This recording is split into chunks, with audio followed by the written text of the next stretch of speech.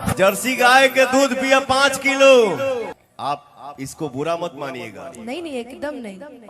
तो hello friend, नमस्कार। तो फिर से एक बार नए वीडियो में स्वागत है। आप लोग देखे हैं कि किस तरह से पवन सिंह रिएक्शन किए हैं अनुपमा यादव के साथ।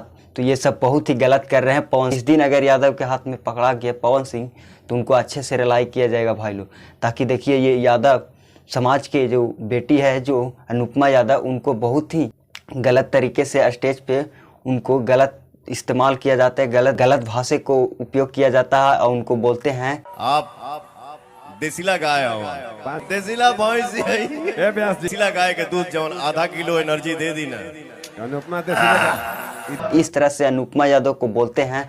और अनुपमा यादव को इतना भी शर्म नहीं आता है कि ये पवन सिंह कह रहा है तो किसको कह रहा है। ये पवन सिंह तो सिर्फ अनुपमा यादव को कह रहे थे।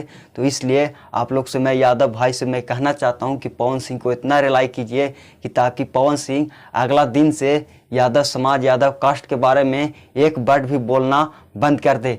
तो आप लोग जाइए, आप लोग इंस्टा पे जाइए, फेसबुक पे जाइए, खूब उनको गाली दीजिए, खूब उनको इतना रेलिए ताकि वे पवन सिंह सुधर जाए और वे ऐसा बात यादव समाज पे ना बोले और किसी यादव लड़की के साथ ना ऐसा करे।